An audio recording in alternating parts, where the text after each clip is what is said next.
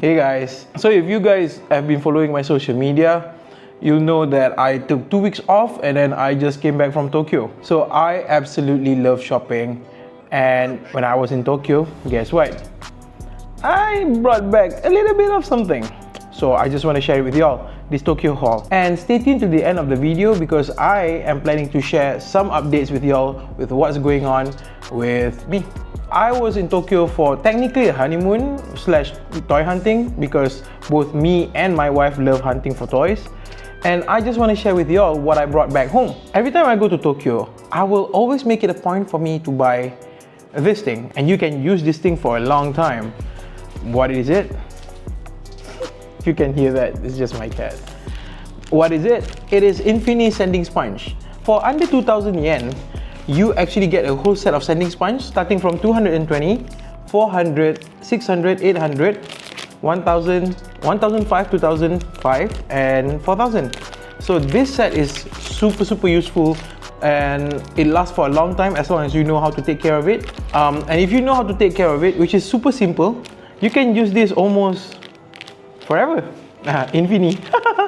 I got myself an extra 220 sanding sponge because this 200 sanding sponge get beat up real quick and it's always better to have extra. And I got an Infinity Sanding Stick 220. This will help sanding knobs and sanding putty way easier. So, yep, these three.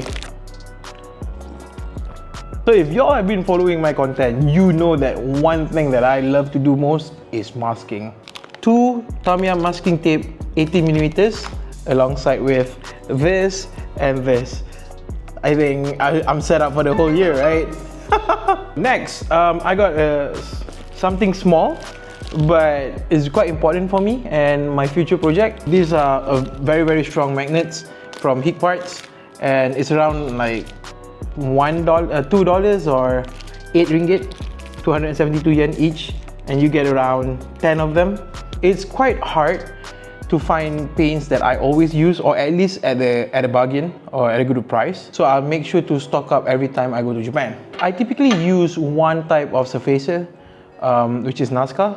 So I make sure to stock up on them whenever I go to Japan. I got Nazca Mechanical Surfacer Light, Nazca Mechanical Surfacer Heavy, my absolute favorite, Nazca Mechanical Super Heavy, Nazca Mechanical Surfacer Pink. Since I owe you guys a GK Sazabi head bus build, hey, I'm gonna be using this primer. I have just found out about this brand of paint and I decided to get some and give it a try. So these are 2 gloss, well, they say under black 2 by Born Paint. So I got these 2 so I can try it. 10 primer, which I think would last me for almost the whole year or probably a whole year plus, at least until the next Japan trip. Next, what is the use of getting a primer without some paints? This is from the FSS collection, which is 5-star story collection, laminate gold number 9. I saw on the display and it looks kind of cool, so I'm like, hey, why not give it a try? Whether or not it's a metallic paint or it's a clear paint, I'm not sure, but I guess we'll find out soon. I also get FSS 5-star story collection 01, which is KOG gold, which is also a spoiler, wink wink. I am pretty sure this is a metallic paint. Next, another FSS collection, which is 5-star story collection number 29, Darkest Green Black, spoiler, wink wink. I mean, like, if you've watched my social media, you probably know by now. But I'm pretty sure this is a clear paint, green black, yeah. So 3 from the FSS collection. I also brought back a Born Chrome 2. I'm always curious about chrome painting and I haven't found one that worked just yet. But I heard from my friend Vulcan Gunpla that the chrome works and he showed me some pictures and I decided to give it a try. So I bought 1, 2, I think, yeah, 3. I bought 3. What am I gonna do with this? I have no idea, but hey, better to have more. And also, I have Born Mirror 2. So from what I know is that Born Mirror is more mirror-like and chrome is bluish. I don't know what that means, but I guess maybe I'll make a video to show you the difference. Put in the comment below if that's something that you're interested to see. But yeah, sadly I actually bought 2 bottles of Bond Mirror 2, but one broke in my luggage. It didn't ruin the others, but hey, it's quite hard to find it, but it's okay, at least I have 1 bottle. I also have this clear finish color red and finish color blue. From what I understand, these 2 colors would work really well with chrome, and I don't know yet how it's gonna work out, but I am interested to try. And lastly, finish clear. So finish clear is to protect the chrome after I'm finished painting it. So these are all my Born paint that I got, which is 1, 2, 3, 4, 5, 6, 7, 8, 9, 10. 10 bottles. So now we're 20 bottles in. When you're in Japan, for me at least, I'm not really looking for Gundam as much. I mean, I am looking for Gundam, but I would always be on the prowl for kits that is hard to find where I am. I mean, I have quite a good mix of the backlogs that I'm bringing in, and I want to show y'all, but just know that I'm going to put Gundam at the end so I can go through the others one. Are you guys okay with that? You know, let's start with this. So this is a small Votoms, I'm not sure from what brand, Mi molder. This small thing is called a snapping turtle. I actually bought it for a mentor of mine, which I'm going to give him later. And let's dig in. Just wait till the end. Other than the update, I actually bought something that is super random, but we'll see. Good Smile Company pen hit. This is Naoki's design, latest one. I think probably part of his Titanomaquia, and I got it quite a steal from Shibuya Bukov, if I'm not mistaken. And not only that, I actually got the other one too, which is Vogel G. So I got these two for around $25, 100 ringgit each after tax. So can't believe that I got this for quite a steal. Good price. Next. Oh, it's gonna build up real quick. So there is this franchise by Mamoru Nagano, the designer for most of the mech in Zeta Gundam, called the 5-Star Stories. So the 5-Star Stories, the kit is quite notorious and quite hard to build.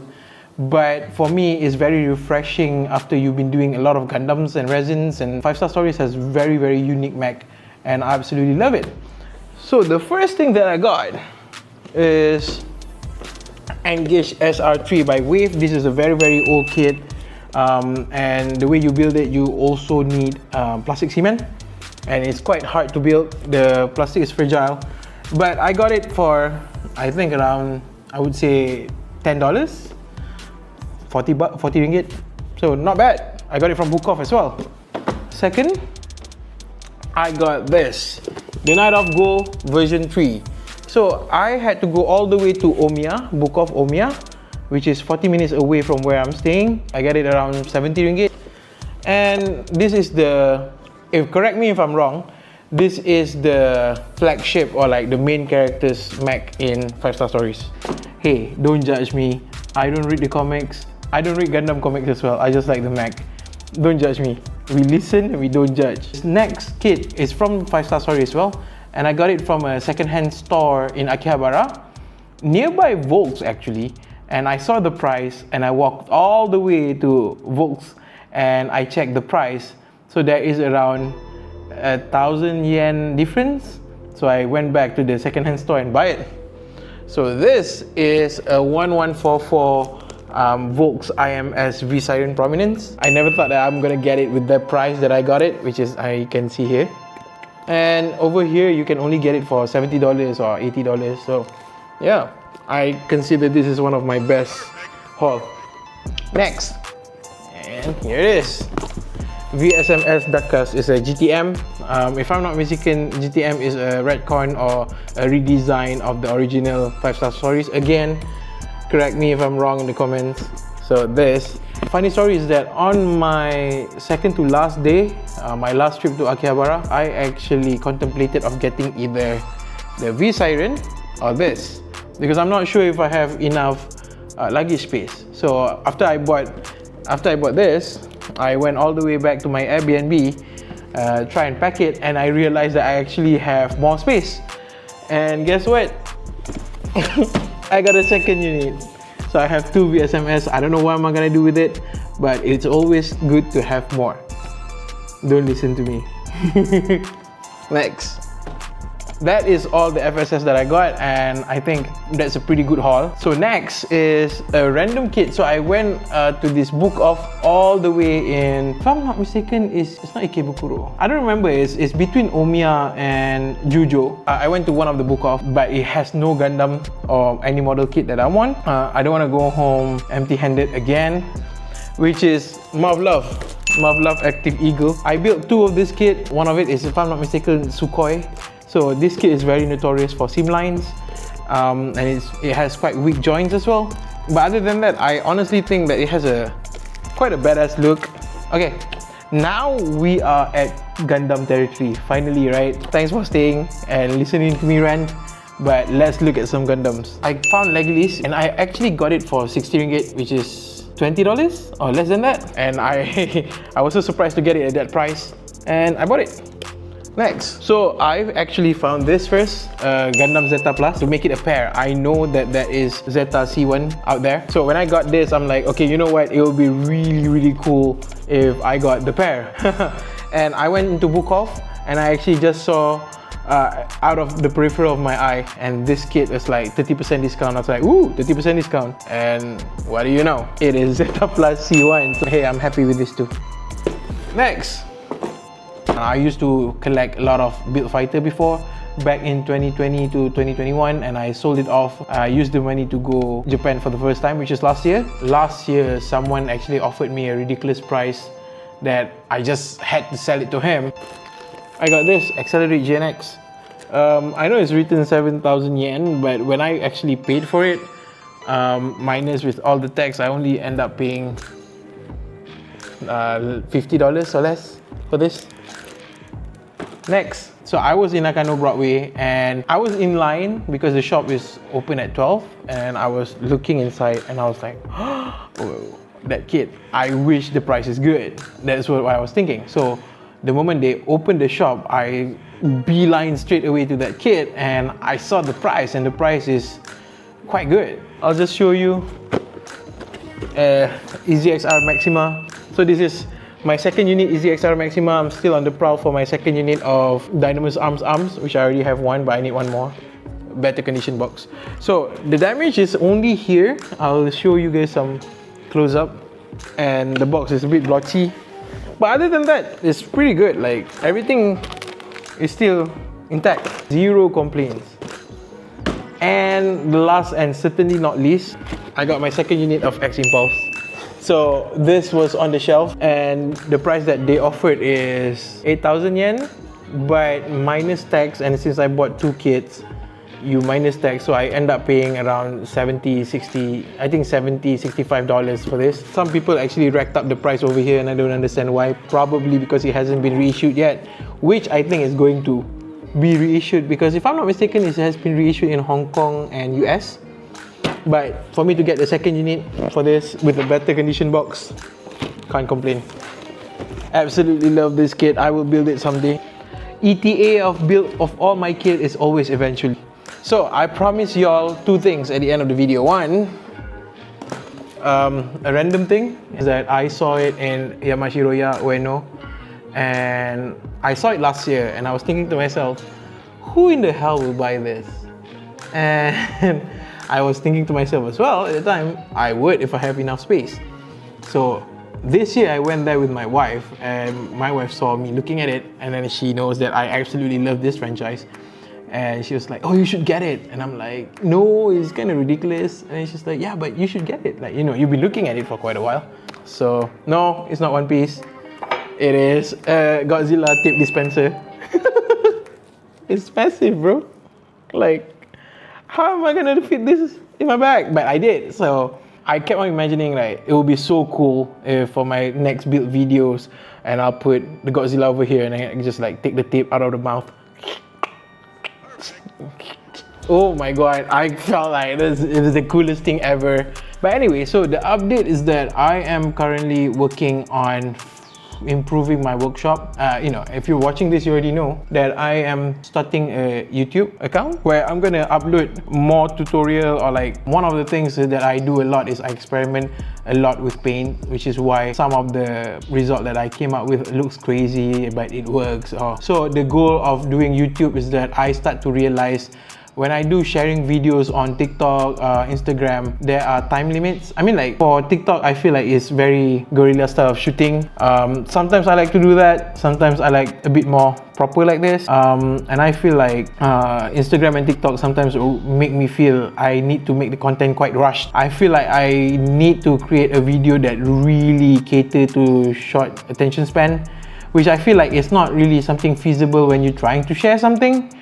So after talking to some of my friends and my mentors and all that, and then they say like, if this is really where you want to go, which I think for now I do, YouTube is the way. So I took up the challenge, and currently this is my setup, but me and my friend, we're trying to work on our room, which I think I will document and get something new, and then probably then I can start shooting in my room, because my wife is just literally over there listening to me shooting this video.